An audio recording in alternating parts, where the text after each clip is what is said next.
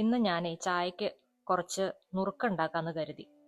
അപ്പോൾ ഞാൻ അതിന് വേണ്ടിയിട്ട് കുറച്ച് അരിപ്പൊടിയും പിന്നെ ഉഴുന്ന് കുതിർത്ത് അത് കുക്കറിലിട്ട് വേവിച്ച് അത് അരച്ചെടുത്തതും കൂടെയാണ് ഞാനിത് ഒരു മാവാക്കി വച്ചിരിക്കുന്നത്.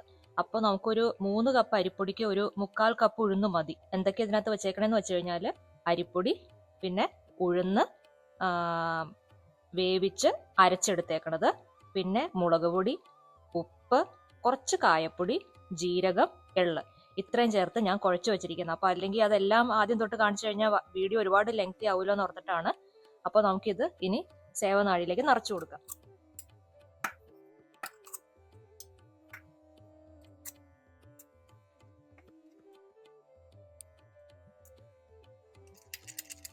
ഞാൻ എണ്ണ ചൂടാക്കാൻ വെച്ചിട്ടുണ്ട്. നമുക്ക് അതിലേക്ക് ആദ്യം കുറച്ച് കറിവേപ്പില വറുത്തെടുക്കാം. അപ്പോൾ കറിവേപ്പില ഇടുമ്പോൾ ശ്രദ്ധിക്കുക, അത് പൊട്ടിത്തെറിക്കും. അപ്പോൾ ഞാൻ തീ നന്നായിട്ട് കുറച്ചാണ് വെച്ചിരിക്കുന്നത്.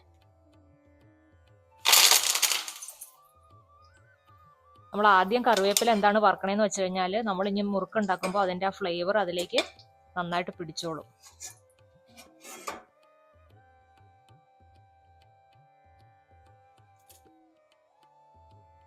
ഇത് കോരി മാറ്റാം നമുക്ക്.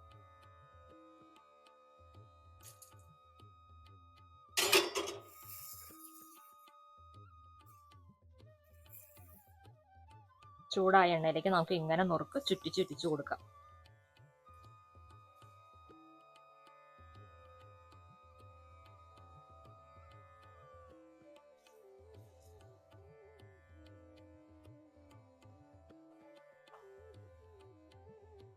ഇതിലിങ്ങനെ ഒരുപാട് ബബിൾസ് വന്നില്ലേ, ആ ബബിൾസ് ഇങ്ങനെ ലാസ്റ്റ് ഇങ്ങനെ കുറഞ്ഞു വരുമ്പോഴേ നമുക്കത് മറിച്ചിടുകയും ചെയ്യാം. അതുപോലെ ആ ബബിൾസ് ഫുള്ളും തീർന്നു കഴിയുമ്പോൾ നമുക്ക് അത് കോരി മാറ്റുകയും ചെയ്യാം. നമ്മൾ വിചാരിക്കും നുറുക്കൊക്കെ ഉണ്ടാക്കാൻ ഭയങ്കര ബുദ്ധിമുട്ടാണ്. പക്ഷെ ഒരു ബുദ്ധിമുട്ടും ഇല്ല. ശരിക്കും നമുക്ക് ചായ ആവണ സമയം കൊണ്ട് നുറുക്കുണ്ടാക്കി എടുക്കാം. നമുക്കിതൊന്ന് മറിച്ചിട്ട് കൊടുക്കാം.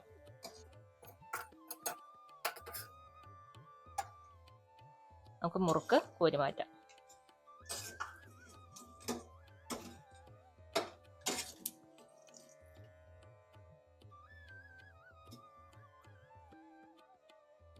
ഒരെണ്ണവും കൂടെ എക്സ്ട്രാ പോകുന്നു നമ്മുടെ.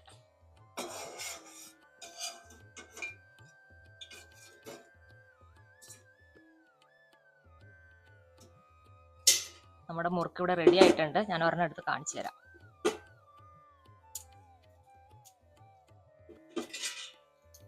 നല്ല ക്രിസ്പി ആയിട്ടുള്ള മുറുക്കാണ്. എല്ലാവരും ഒന്ന് ട്രൈ ചെയ്ത് നോക്കുക.